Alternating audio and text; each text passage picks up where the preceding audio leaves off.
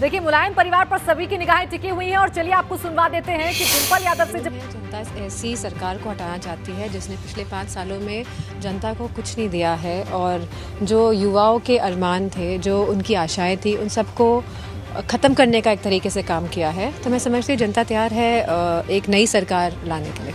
तो महिला सुरक्षा का बहुत बड़ा मुद्दा बना रही है योगी सरकार की। हमने महिलाओं की सुरक्षा दी है। आप भी तो 2017 के जब चुनाव हुए थे और एनसीआरबी के जो आंकड़े आए थे, मुझे अच्छी तरह से याद है।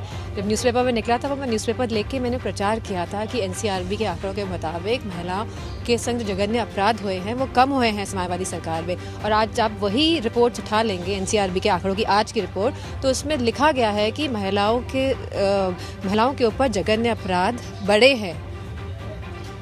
तो मैं समझती हूँ आंकड़ों को आप उठा कर देखेंगे तो लगातार इसमें बढ़ोतरी हुई है। और समाजवादी सरकार ने तो डायल 100 ऐसी सेवा दी थी, 1090 ऐसी सेवाएं दी थी और इसमें और भी चीज़ें इंक्लूड की गई है हमारे मैनिफेस्टो में।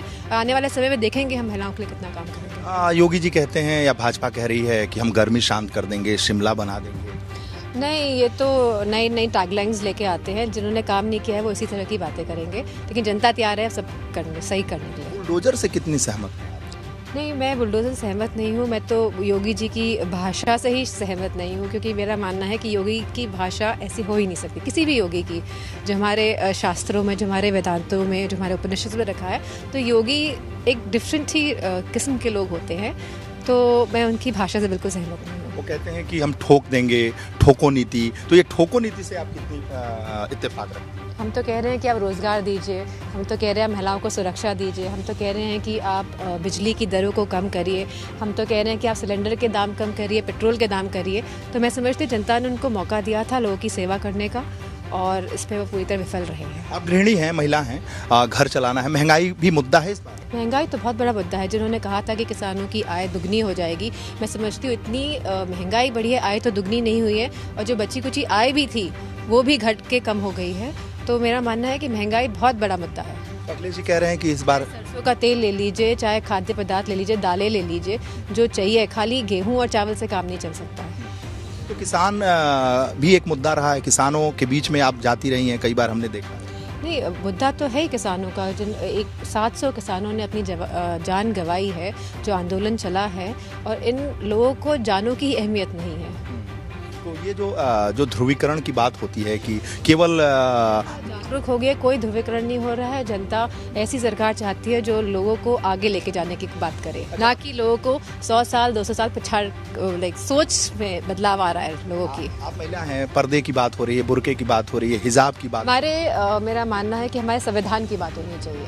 जो संविधान में लिखा है वही सही है और उसी के अकॉर्डिंग हमारा देश चलना चाहिए आगे। और ये जो बुर्का, हिजाब, पर्दा, ये सब मैं समझती हूँ चुनावी मुद्दे हैं। इनको चुनावी मुद्दे बनाए जा रहे हैं इस समय, क्योंकि बौखला गए हैं भाजपा के लोग। तो ये बताइए कितनी सीटें आएंगी? राष्ट्रीय अध्यक्ष जी ने कहा है 400 सीटें आएंगी, तो आने वाला समय 10 तारीख को पता चलेगा। आखिरी सवाल है कि अखिलेश यादव अकेले समाजवादी पार्टी से, और इस बार तो आप भी चुनाव प्रचार में नहीं निकली, पिछली बार तो निकली। बहुत प्रचार चल रहा है। आपको मुझे लगता है ग्राउंड लेवल में बात करनी चाहिए कि कितने नेता और अलग अलग पार्टियों से गठबंधन हुआ है, सब अपना काम कर रहे हैं, बहुत अच्छी तरह से अपना काम कर रहे हैं। और जब चुनाव नतीजे आएंगे तब आप बताइए। 2017 में आप प्रचार कर रहे हैं? हाँ, तो अभी हमारे पास बहुत लोग हैं, आने वाले समय में प्रचार करेंगे। अच्छा, आखिरी सवाल कि अखिलेश जी के खिलाफ मोदी जी हैं, नड्डा जी हैं, अमित शाह जी हैं, योगी हैं, स्वतंत्र देव हैं, सुनील बंसल हैं, पूरी टीम है, कैसे पार पाएंगे? जनता अखिलेश जी के साथ है, पूरी जनता। और काफ़ी बाहरी लोग आके प्रचार कर रहे हैं, झूठे प्रचार हो रहे हैं पिछले 10 सालों से। लेकिन आज जो हालत, जो स्थिति उत्तर प्रदेश की युवाओं की है, महिलाओं की है, किसानों की है, गृहिणियों की है, वह लोग समझ रहे हैं, जागरूक हैं। और मुझे पूरी उम्मीद है, मैं आप लोग के चैनल से सबसे अपील करूंगी कि जाके वोट करें। डिंपल यादव को सुना आपने, और मैं आपको दिखाऊंगा, ये टीना है, और टीना अखिलेश जी की बेटी हैं और बहुत एक्टिव रहती हैं। टीना, आप बताइए, आज मतदान हो रहा है, आपने मतदान तो नहीं किया होगा, अभी उम्र नहीं हुई है, लेकिन आप एक्टिव रहती हैं ट्विटर पे, तो अच्छा, तो वो मसले क्या हैं? किस मुद्दे पे चुनाव हो रहा है? नौकरियाँ नहीं डेवलपमेंट। अच्छा, लड़कियों की सुरक्षा कितना? बहुत बड़ा। हाँ, लेकिन योगी राज में नहीं है। योगी जी ने कुछ किया? अच्छा, राजलक्ष्मी जी एक सवाल पॉलिटिकल खानदान से सवाल ये है कि आज अखिलेश जी में युवा जो हैं, महिलाएं हैं, वो क्या देख रहे हैं? अखिलेश जी ठीक है। राजलक्ष्मी, टीना अपने कुत्ते को, ये कौन सा कुत्ता है? ये बड़ा खतरनाक टाइप का लग रहा है टीना। तो धर्मेंद्र जी भी हैं हमारे साथ।